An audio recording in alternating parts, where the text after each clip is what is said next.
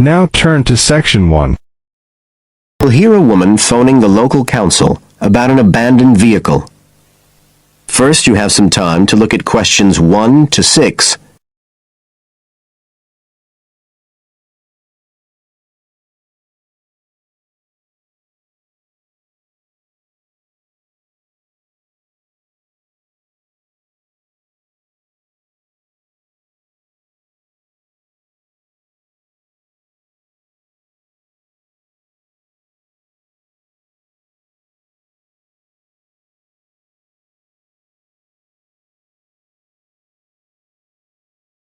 Now we shall begin.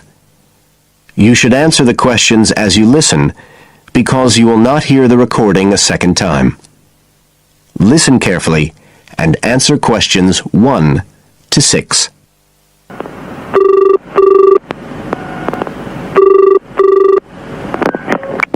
Environmental Health Department, Paul speaking. Oh, hello. I wanted to report a vehicle that's been left parked near where I live. I think it's been abandoned. I wondered if the council could arrange to get it towed away. Have I got through to the right department? Yes, you have. If I could just take a few details. Your name, please? Mrs. Shepherd. Thank you. It's not my vehicle, though. I just thought someone ought to report it. No, that's fine. What I need to do is take some details first, then we can decide what to do about the problem. Oh, I see. So the next thing I need to know is your address. Right, it's 41 Lower Green Street, Yes? Barrowdale. And the postcode's WH4 5JP. Fine. And if I could just ask for a telephone number. It's 01778 552387. I'm out quite a lot, but you can just leave a message on the answer phone if you need to.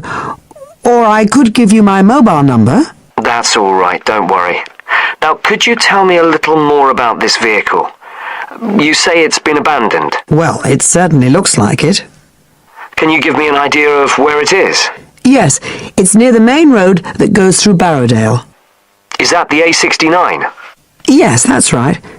Now, there's a primary school just towards the end of the village, and then next to that, next to the children's playground, there's a field, and it's in there.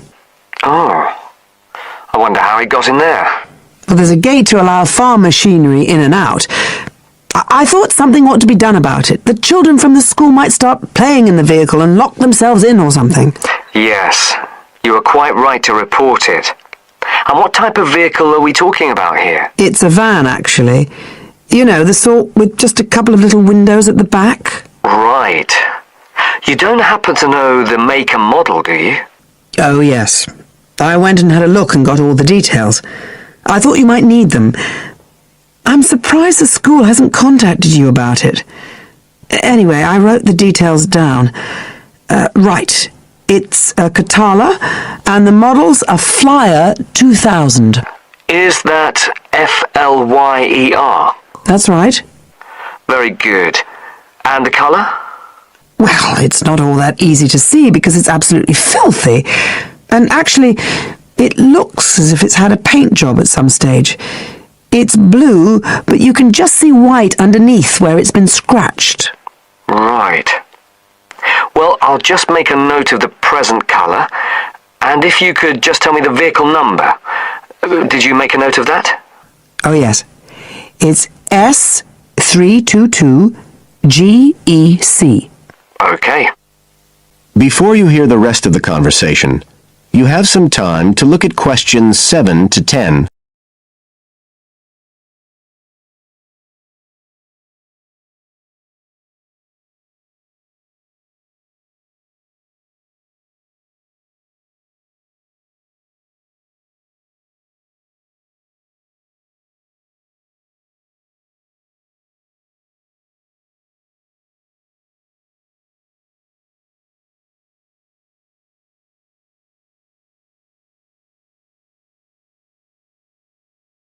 Now listen and answer questions 7 to 10. And it sounds as if the general condition of the vehicle isn't too good, from what you say. No, it's pretty poor. It wouldn't be drivable. It's got a flat tire and there's a crack in the windscreen. I reckon someone just wanted to get rid of it. That's usually the way. It's been there for nearly a week. No, it must be 8 days. I remember it was a Sunday morning when I noticed it. It wasn't there the day before. I walk past it most days on the way to the shops. I'd have thought the school would have reported it. Does the field actually belong to the school? No, it's part of Hill Farm Estate. Right. I'll just make a note of that. And I don't suppose you have any information about who might own the vehicle? No, I've no idea. So what will you do now? Well, we'll come and have a look and see if we can trace the owner. And if we can't, the vehicle will be removed as rapidly as the law permits. It could be anything up to 20 days. One thing I should say, I'm quite sure this doesn't belong to anyone round here. I'd definitely recognize it if it was from someone who lived here. So you don't think it was anyone local? Right. I'd say at a guess we're looking at a stolen vehicle here. I did wonder if it might have been. You hear such a lot about car thieves nowadays. Well, we certainly will be looking into that possibility. Anyway, thank you for contacting us, Mrs. Shefford, and we'll keep you informed of what happens. Right.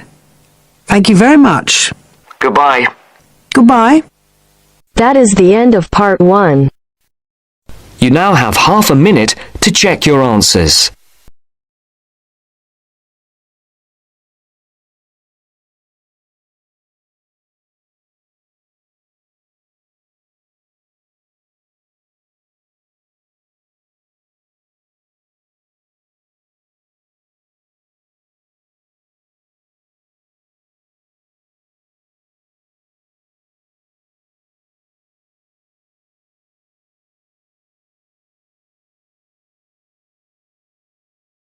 Now turns to part 2. Part 2. You will hear a conversation between a prospective student and a university advisor about applying to enter the university. First, look at questions 11 to 13.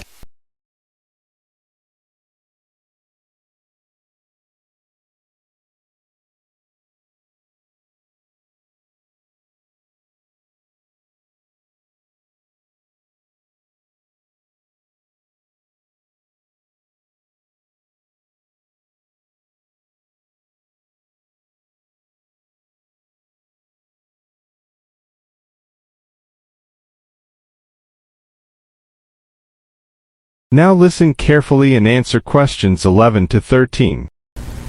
I'm interested in entering your business administration program, and I'd like some information on how to apply. I'm a little concerned because I've been out of school for a number of years. That could actually work to your advantage. It's possible to get academic credit for work experience if that experience is related to courses in our program. I've been working in business for several years. How would I get academic credit for that? First, you'll need to read the university catalogue to see if any of the course descriptions match your specific job experience. For example, if you've worked in accounting, you may be able to get credit for an accounting course. So then what would I do? You would write a summary of your work experience, relating it to specific courses we offer. Submit that to the admissions office with a letter from your work supervisor confirming your experience. Now look at questions 14 to 20.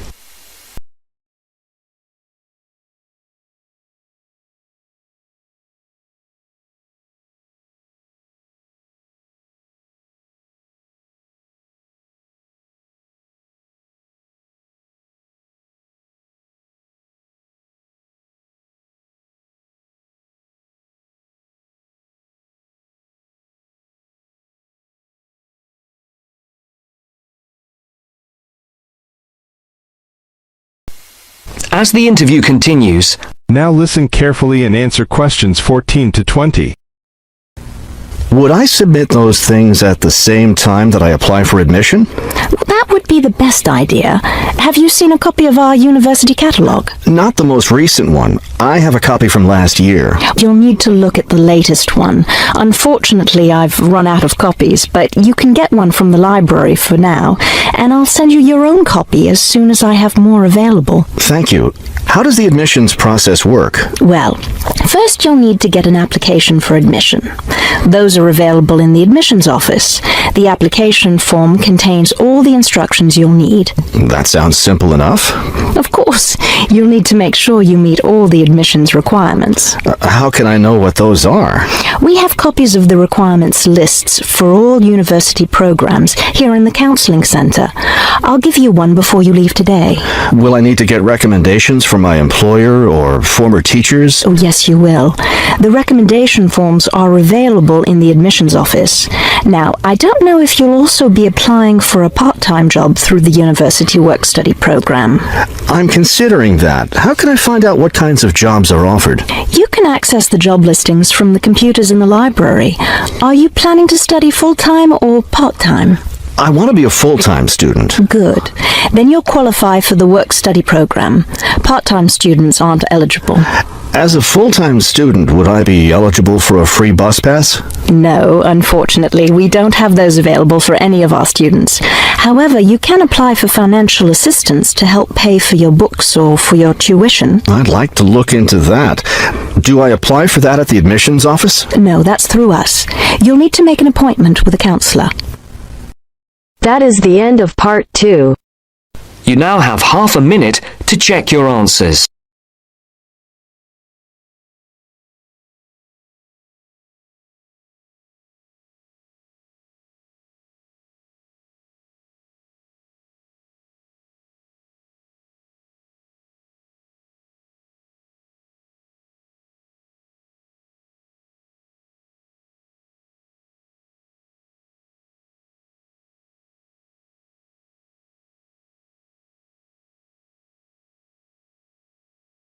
Now turn to Section 3.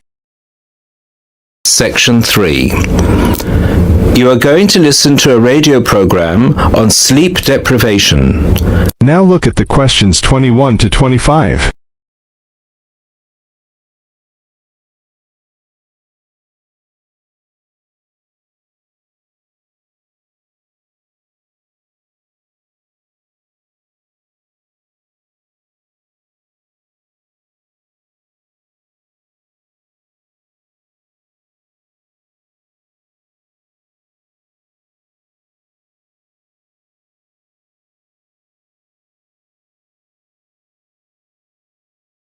Now listen to the first part of the program and answer questions 21 to 25.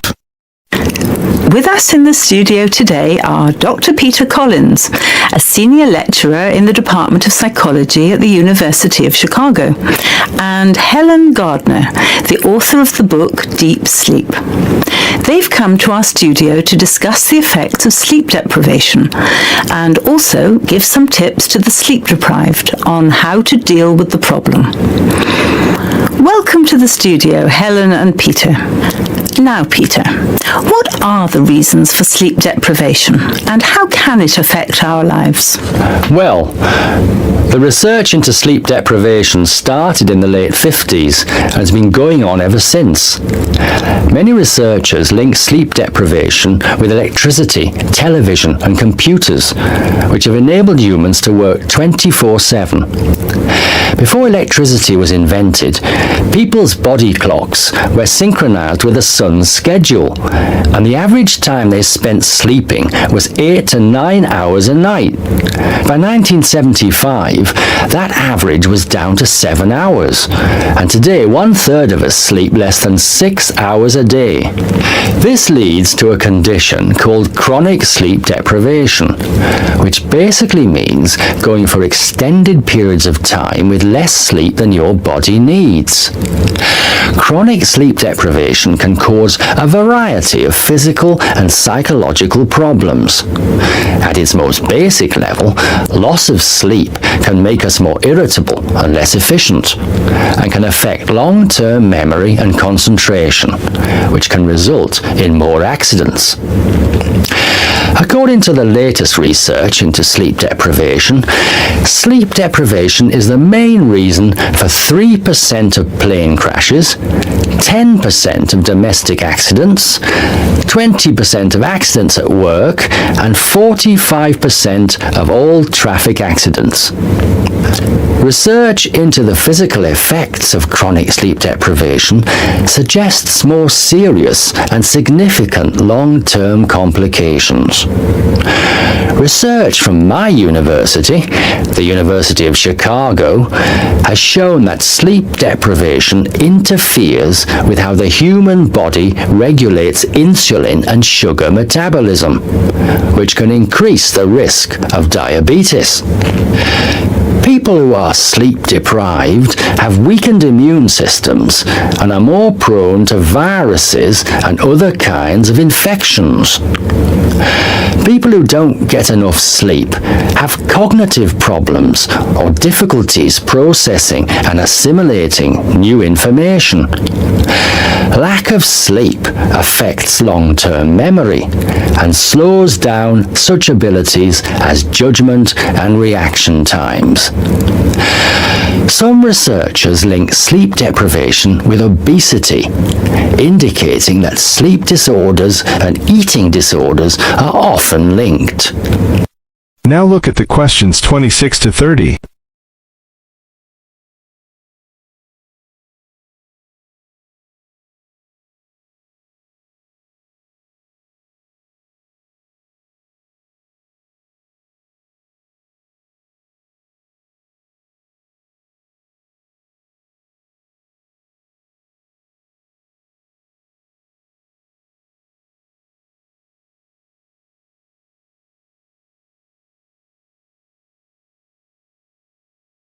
As the program continues, answer questions 26 to 30. Helen, you've done a fair amount of research for your recent book on helping people deal with sleeping problems. Could you give our listeners some tips on managing their sleep? Well, if you spend several hours a night tossing and turning in bed, trying to fall asleep, you first have to find out how much sleep you need. To do so, you'll need to try and sleep 6 to 9 hours a night. Set aside 3 days for the experiment. It's best to do it on a long weekend or a holiday to ensure it doesn't get interrupted. During the experiment, you should go to bed at the same time every night and give yourself 6, 7, 8 or 9 hours of sleep. Then monitor the way you feel throughout the day to find out how many hours of sleep you need in order to feel your best. Once you find out how much sleep you need, you can work on improving the quality of your sleep. The main secret here is to allow yourself 1 or 2 hours to relax before going to bed. You may want to try and have a warm shower or bath before going to bed. Doing some quiet activities such as reading or filing can help some people relax. A warm drink in bed helps to induce sleepiness. Some people take up yoga or meditation to help them relax at night. Different techniques will work for different people, so it's best to experiment and find the one that suits you best. You should definitely avoid using technology before going to bed. Activities such as playing video games, watching TV, and others which require you to use your attention can stop you from falling asleep. Avoid eating before going to bed. A late dinner can disrupt your sleep. Not only is going to bed with a heavy stomach bad for digestion and can make you overweight, but it can also keep you awake for hours. Caffeine-rich drinks can increase your heart rate, which can stop you from falling asleep. Energy drinks also have the same effect on your body. You should avoid drinking these at night. The same goes for vigorous physical exercise such as weightlifting or working out on a treadmill. In many cases, you can reset your body clock and make it tick for you by changing your lifestyle. If your sleep deprivation is severe, it's always best to seek professional advice and get an appointment with your doctor, who might prescribe you sleeping pills. Thank you, Helen. We'll be back after the break and we'll be answering questions we've received from our listeners. That is the end of section 3. You now have half a minute to check your answer.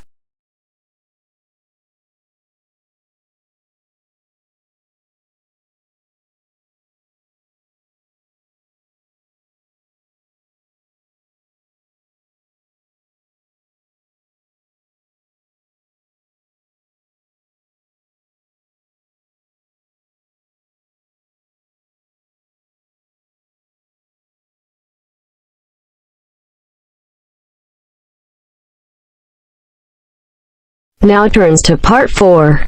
Part 4. You are going to hear a talk on Canada. First, you have some time to look at questions 31 to 40.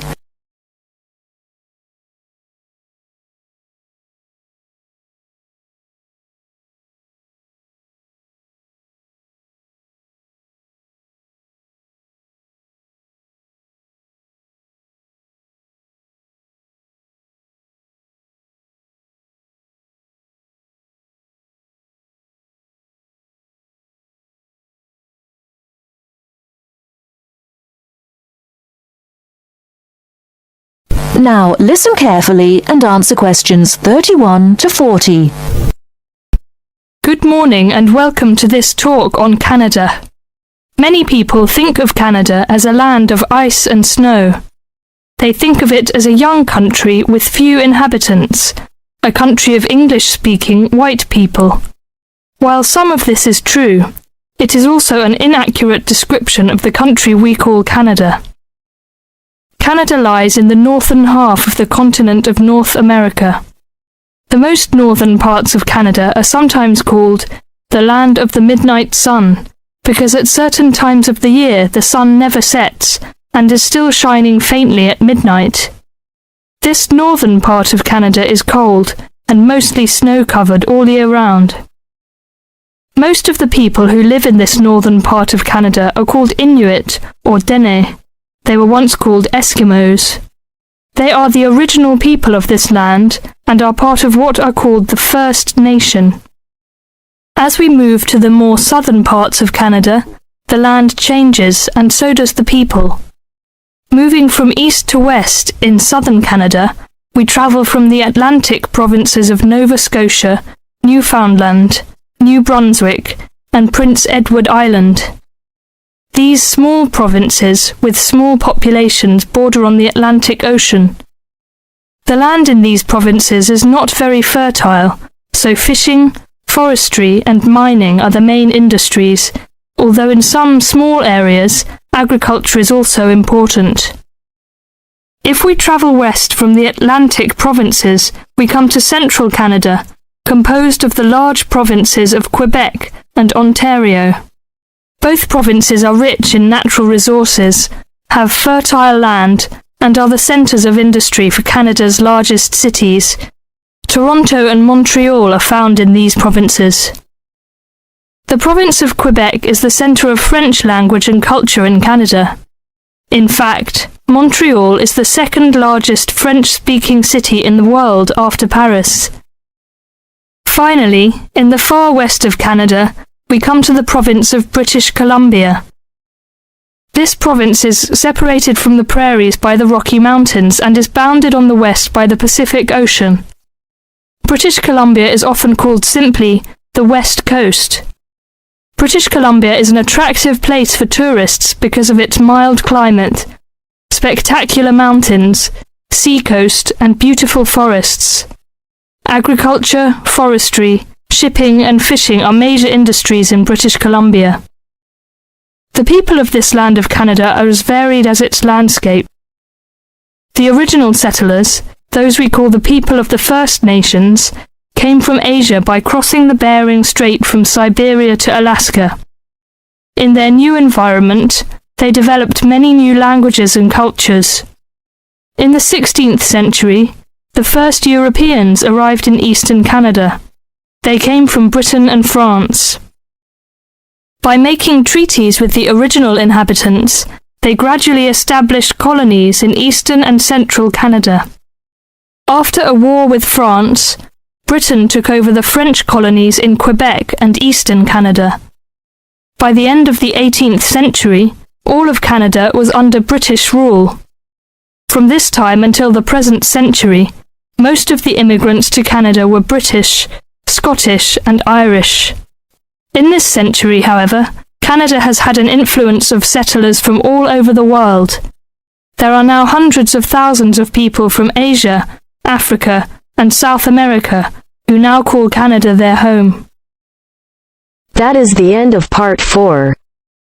You now have half a minute to check your answers.